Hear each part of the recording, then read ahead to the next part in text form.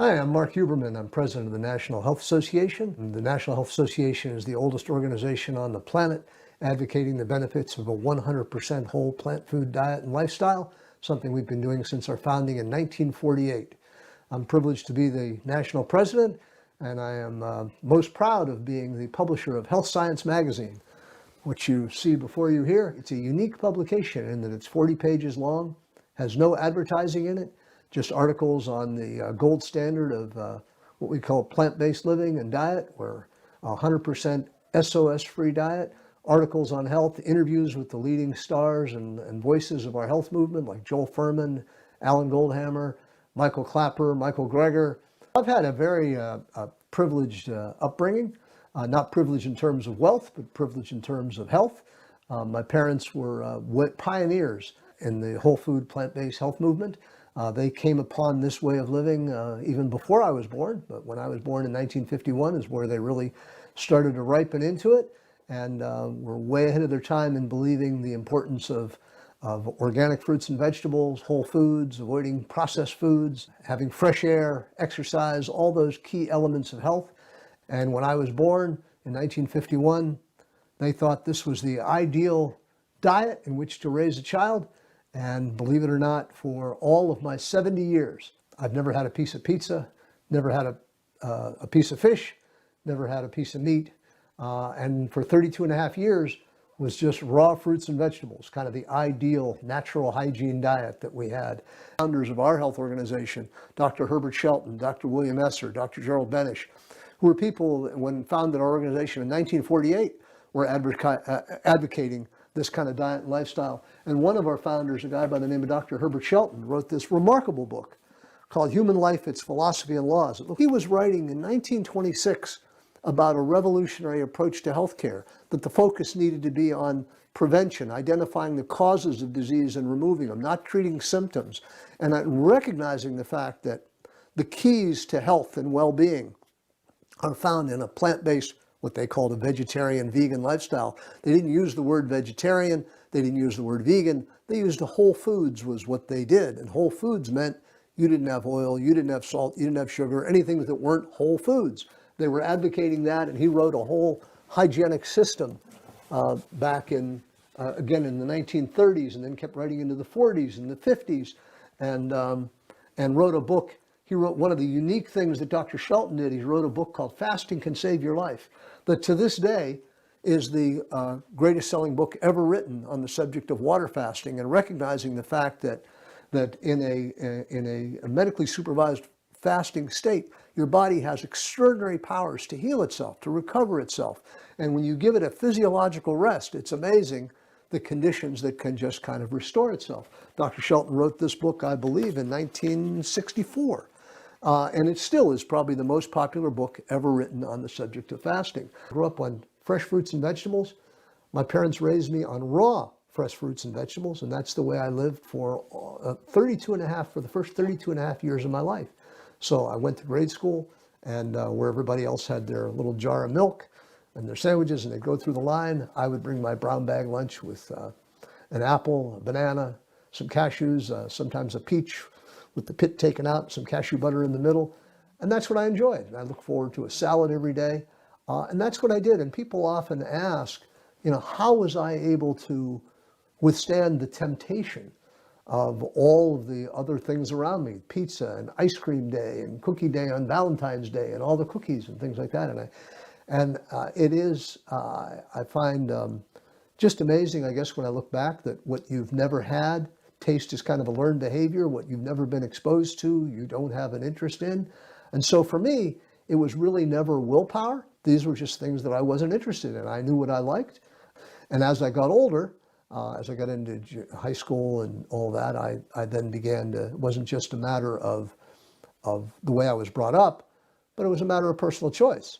I began to read more and learn more that there really was a scientific validity to the health program that I was raised on. Not just that it was something that I did, but it was something that I chose to do and always tried to get better. And maybe the most rewarding thing about my life and my involvement in the National Health Association has been that this diet and lifestyle that I was raised almost as a religion when I was growing up, as a belief, as a philosophy, has been scientifically validated by people, contemporaries of mine, like Joel Fuhrman and Alan Goldhammer and Frank Sabatino and Michael Greger and Michael Clapper.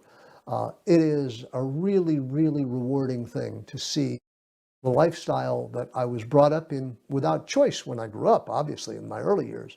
But to see that validated, what a gift of health that I've been given in my life. And it's now in my adult life, in my retired life, to be able to champion that and advocate that and spread the message of that and the promise of that and the empowerment that this diet and lifestyle gives everyone is a really rewarding place to be at this time in my life. So this is my parents, Max and Ruth Huberman. They were very vibrant champions of this diet and lifestyle. They're very proud of what they did. And I had a little longer hair back and then from the 1960s and that, but I worked in the store and learned about retail.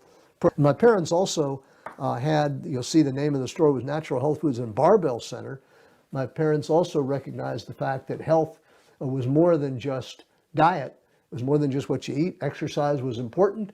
And so they were early pioneers of free weights and weight benches and things like that. And they used to have a slogan that said, Natural Health Foods and Barbell Center, where good nutrition and physical fitness go hand in hand. And that's what they did. And they operated that store for 33 years.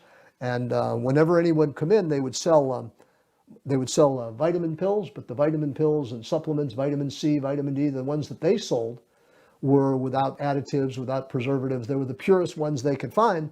But if anybody asked them, Max or Ruth, which vitamins do you take? They would honestly tell them, we don't take any, we eat the food. Why would I take vitamin C tablets or capsules when I can drink a glass of orange juice or eat navel oranges every day? Here's a picture of a banquet where you talk about whole foods. This was the banquet. Whole foods meant you get apples, you get oranges, you get pineapples, you get avocados, and you take them to your plate and you cut them yourself, and leaves of lettuce. That's what these were. This picture that you're probably looking at probably came from Detroit in 1959. This was a banquet of our organization in 1959. Here was our conference. This was in 1961, one of the first. I was 10 years old. And I was, again, kind of a unique individual being raised on raw fruits and vegetables. So they asked me to speak about growing up for my first 10 years at the Pig Congress Hotel in Chicago.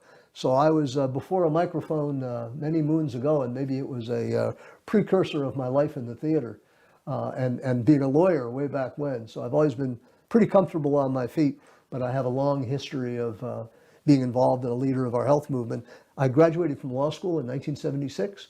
I entered undergraduate school at the University of Pittsburgh when I was 18 years old. And one of the founders of our organization, Jack Duntrop, thought I was an up-and-coming guy and got me on the board of directors of the American Natural Hygiene Society when I was 18 years old, and I've never left. That was 1969, so you do the math. That was a few good years ago, but I've been a very proud leader of this movement ever since. Became the youngest president in 1977. And that's when actually Health Science Magazine was created. I thought as a young president that the organization needed something to give to its members as a value of membership. So health science, we came up with lots of different terms, and health science kind of best expressed what our interest was. We made a science out of health. It wasn't a philosophy. It was all about health, and it was all health based on science. So we liked the term. That's our URL, healthscience.org. And that's kind of how we're known. That's the name of our magazine. And that magazine has been published since 1978. So 43 years we've been publishing the magazine. And for all those 43 years, there's no advertising in it, just articles on the gold standard of this way of living. And it's got also timeless teaching. Sometimes we'll go back in the magazine and we'll go back to one of our predecessor publications called Natural Hygiene that was published in the late 1950s, early 1960s. And we'll find articles that were written in there that are as timeless today, 60 years ago, they're as timeless today as they were then, articles by Dr. Shelton, Dr. Benish. Again, this was what I like to call our organization, the greatest health discovery, that we came up with a different way of looking at health and disease, that health is built, not bought, that we need to live in harmony with nature. Healthcare is self-care. These are all principles that our organization was founded upon and that we continue to champion today. People ask whether you can be healthy as a child and happy as a child growing up on fruits and vegetables, no meat, no ice cream, no dairy, no pizza. Well, here I am to tell you in October 1952, I was about a year and a half old, and I was an optimist from day one. And you can see this is not just a select photo. I was a happy kid. And I've been a happy guy most of my life. I was a piano player with my older brother, Jeff. I loved to do that. And my cakes were a cantaloupe with candles in it. That's what we did. We had a cantaloupe and it had cashew butter and strawberries and raspberries. And I enjoyed them. I enjoyed them very much. And here's a little more closer up of again, this was our joy. And there was my brother and I. They say that you can't carry any weight. You got to be a skinny guy if you're not drinking milk and all that, right? But this guy over here, wouldn't say I was tipping the scales, but I certainly wasn't undernourished. They weren't going to call the health department on my parents for looking like that. But again, I think if there's a common thread that goes through the pictures, we were a happy family, a beautiful family, a gardening family.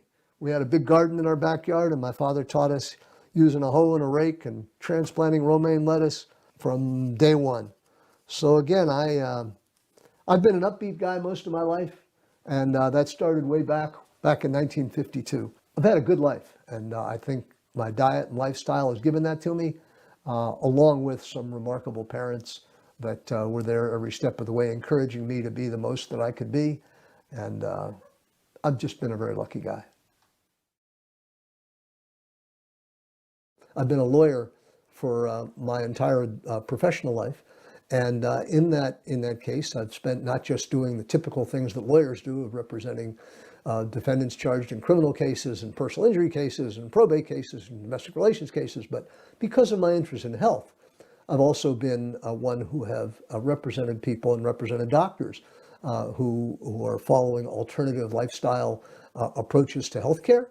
And I've also seen occasionally parents who have been charged and arrested by our local children's services agencies of raising their children on vegan diets and alleging that their children fail to thrive and sometimes get seriously ill. And those are complicated cases. And while I've always been a champion of health freedom, one of the things that I have seen over the years, and I think Dr. Furman and others would tell you the same, is that it's unfortunate that even within the vegan movement, that people think that raising a child vegan simply without meat and dairy, that means that that's healthy.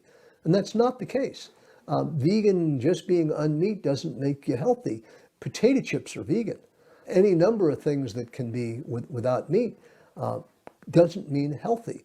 In fact, we've always been champions in our health movement of again, whole foods and without added salt, oil, and sugar, being SOS free. That's really important because, again, and I pick up so many vegan and vegetarian publications, and I look at the recipes and they're laden with oil, they're laden with salt, they're laden with sugar, they're laden with maple syrup, all kinds of things that doesn't make them healthy. And so you see the extremes. You can see people that can fail to thrive on vegan diets that can be emaciated, and then you can see people that are obese on vegan diets. How could that be? It can be because vegan doesn't translate to healthy. What we believe in the National Health Association is that a whole plant food diet without added oil, salt, and sugar helps you avoid the pleasure trap foods. That's the real key to health. But parents that don't do that look at veganism as an end in and of itself, can find themselves in trouble. I'm a vegan. I'm a very proud vegan. I've been a vegan from day one. But I'm a healthy vegan. I like to think I am. And I also share the vegan values of being ethical and being respectful of our planet and worried about our soil and our environment and all that. That's all part of veganism to me.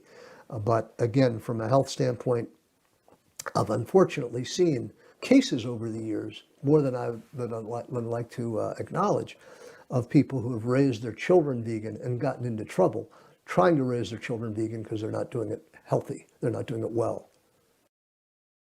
I was raw foods from day one and lived that way for 32 and a half years. As I got a little older, I guess I started to wonder, was I living on a raw food diet because I had to, because if I deviated from it, I'd become deathly sick, or was I doing it because it was the only thing that I knew? And it was interesting to me as I was, again, becoming a leader in this health movement and a contemporary of Joel Fuhrman and Alan Goldhammer and their peers, that no one, very few, were championing a raw food diet. In fact, most of them thought, well, it's certainly great to have as many raw, live foods that you could get, and that's an ideal way to live. It's difficult for some people to sustain their weight, difficult to thrive, difficult to even be satisfied in what you eat of just having raw fruits and vegetables. And some, as we know, to get legumes, beans, and things like that, you don't really eat them raw. You have to cook garbanzo beans, and kale is not the most delightful thing to eat raw. Lightly steaming things, but it wasn't something that I did. So at 32 and a half years old, I was vacationing in Italy. This one particular day, we had a long trip. We started about 6:30 in the morning from Rome, went to Naples, Sorrento, the Isle of Capri, Pompeii, and came back. And during the day, I kind of ran out of food out of my little brown bag, and there was no stands where I could get anything extra. And we wound back at an Italian restaurant about 7 o'clock at night, and I was hungry. But being a raw foodist at this Italian restaurant, there was nothing for me to eat. If I ate a baked potato, I could have had a baked potato. If I ate cooked green beans, I could have had cooked green beans. And even their salad was kind of laced with vinegar and oil and things like that that Italians are apt to do. And that wasn't appealing to me. So I went to bed hungry that night. And I thought when I came home, I said to myself, when I come home, I'm going to try some cooked foods. I'm going to try some of my mother's great wild rice, some of my mother's sweet potatoes, and things like that, and see what would happen. I tried it. I liked it. It was satisfying. And after 32 and a half years, I lost my raw food virginity and became a man and enjoyed cooked meals ever since. And I'm still pretty clean. I still really never changed. I'm still salt, oil, and sugar free. I don't like really very complicated meals. I'm still pretty simple. I like my wild rice and my steamed vegetables and eggplant patties and split pea soup. But probably the biggest change that happened when I was 32 and a half years old is that I gained and I acquired a taste for cooked vegetables, steamed vegetables, soups, stews, things like that. So 32 and a half years was enough. It provided me, I think, a remarkable health foundation that I continue to build upon. I'm a very lucky guy in terms of the health foundation that my parents gave and that I chose to continue and choose to continue to this day, making choices every day in what kind of food I eat, how much sleep I get, how much exercise I get, how much time I get outside. Those are all elements of health that I've learned, and I make those choices every day. And I think that's why at 70 years old, I don't feel much different than I did when I was 50 or maybe even 40. I even had one of those body tests that Dr. Ron Weiss's place, they did this thing where they measure your various ways of measuring your internal and external health. And my internal health said I believe I was 35 years old. That was my internal health. Whether that's true or not, I hope so, but I certainly don't feel like I'm 70 years old. I've gone to a number of my high school reunions. We have a very active class. We just had our 50th reunion, and a lot of the people at my reunions, they look like my parents and grandparents, and they have a lot of health problems, and they suffer diabetes, and a lot of them, sadly, are not even with us anymore.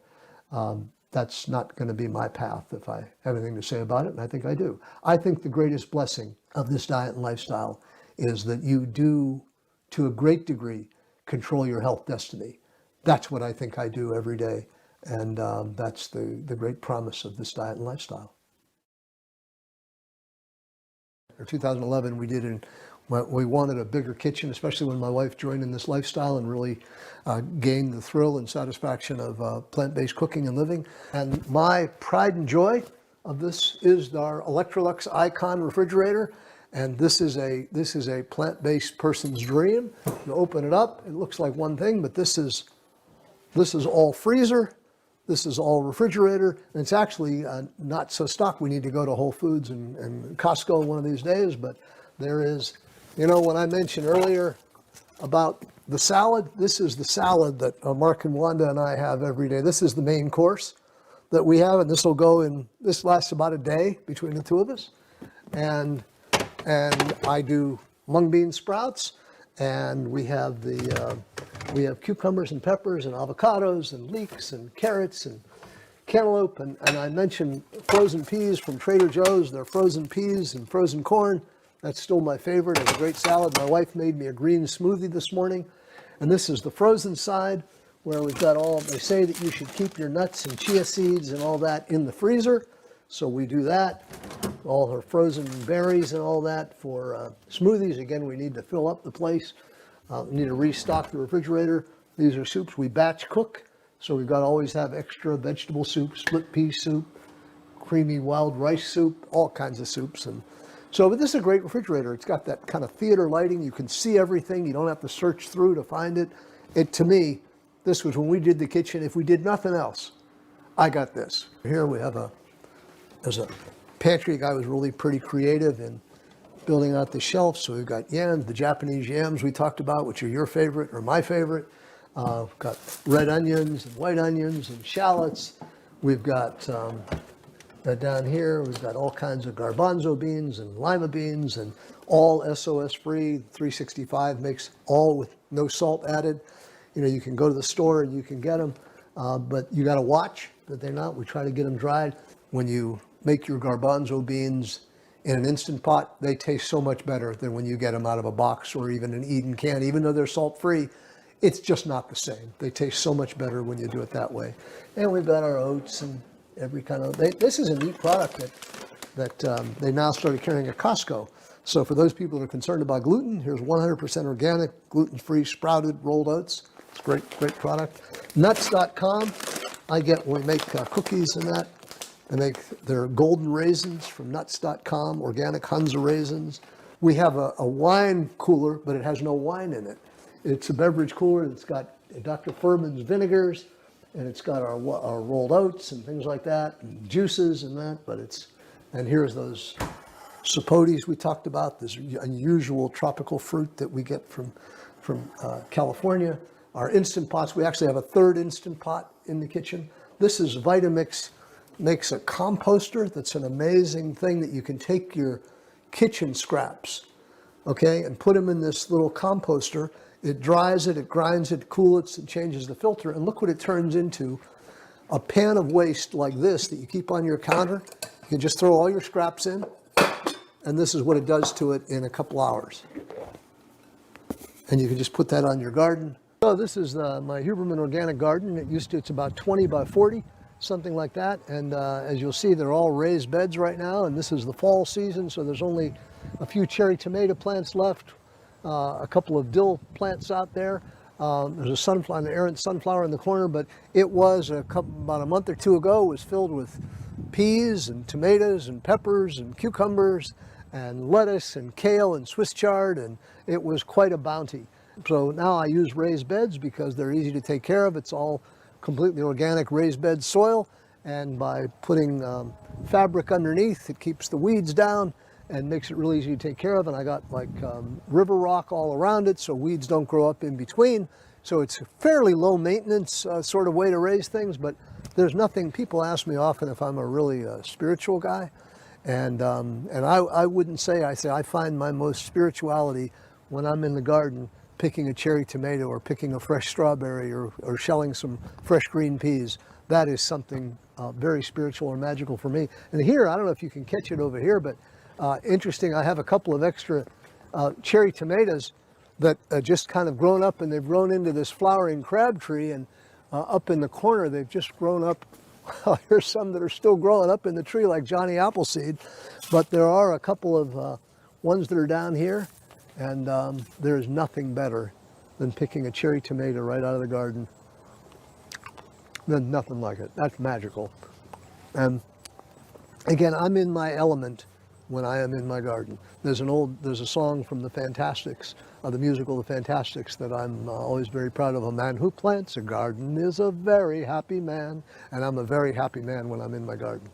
My wife Wanda and I, we have a unique family. I was married before and had a daughter of my first marriage.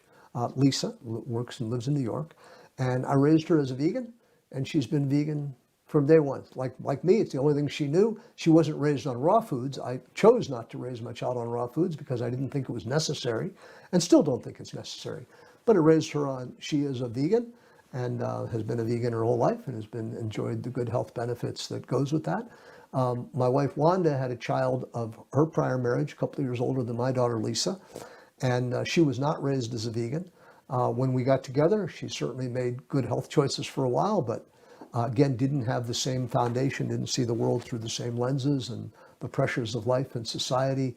When she got into high school, did what lots of kids do. They fall into the pleasure trap, and so she has not enjoyed the good health that my daughter Lisa has. I don't think you can impose your health philosophy on somebody else.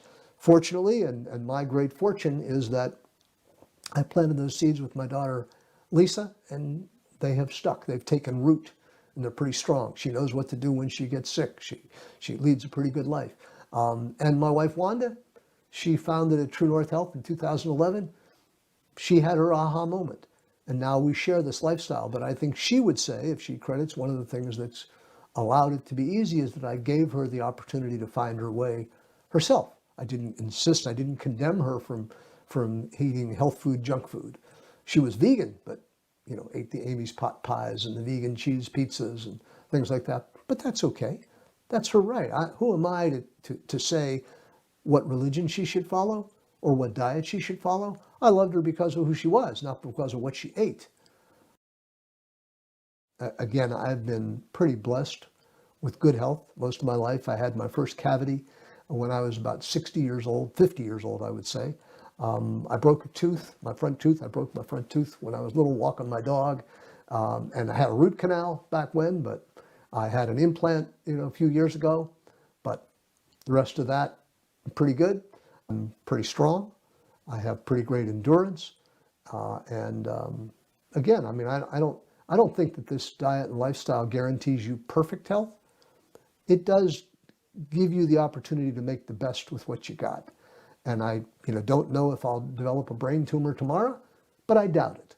I think that, again, I'm making choices every day. I've been making choices my whole life, conscious choices about what's good for my health. So I'm reasonably optimistic that I'm not going to be one of these guys that's going to be developing dementia I'm already at 70. So the early onset of dementia hasn't hit me yet, and I'm not expecting it to. And from what I read from the Scherzeyes and what they write, that the best prevention, the best tools to prevent the onset of that is adopting a whole plant food diet, staying engaged with life.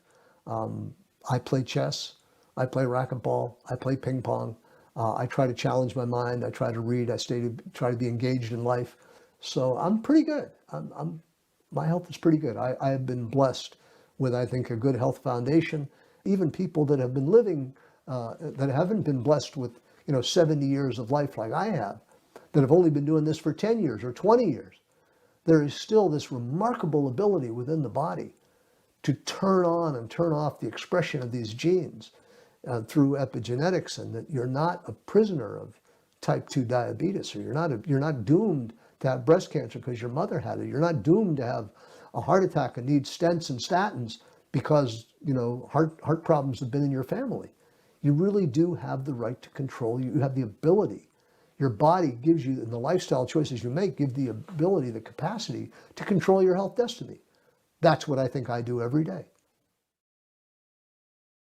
Yeah, so in terms of raising your children, the same lifestyle for parents is the same lifestyle for children. That's the wonderful thing about it. Dr. Furman wrote a book called How to Raise Healthy Children. I think the beauty is everybody went, well, what's the thing for raising children versus raising seniors versus raising adults? It's all the same diet and lifestyle. It's a diet for all seasons, for all reasons. Obviously, there's more psychology involved with raising children. You can at least control what's in your house, what's in your pantry.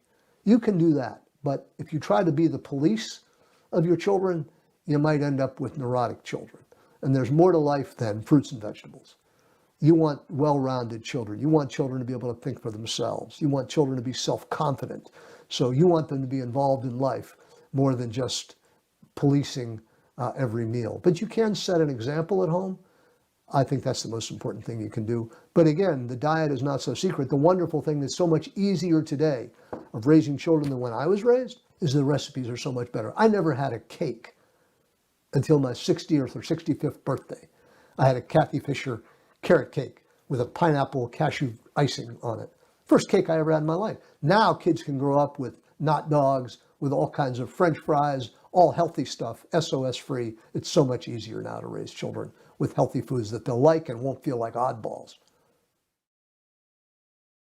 My favorite quote is of my father's that I mentioned earlier is, be ashamed to die until you've won some victories for humanity. We all have a lot to do to make the world a better place. We have a lot of challenges in this world, but be part of the solution, not part of the problem. Be involved, make a difference. That's what I think I get to do. It's a wonderful privilege being president of the NHA and bringing this health message, not just what it's done for me and for my family, but for generations, and what it can do for generations to come. So be ashamed to die until you've won some victories for humanity. Be ashamed, the emphasis on ashamed. Be ashamed to die until you've won some victories for humanity. Become involved, make a difference, make the world a better place. That's my motto that my father raised me with, and it's what I continue to abide by.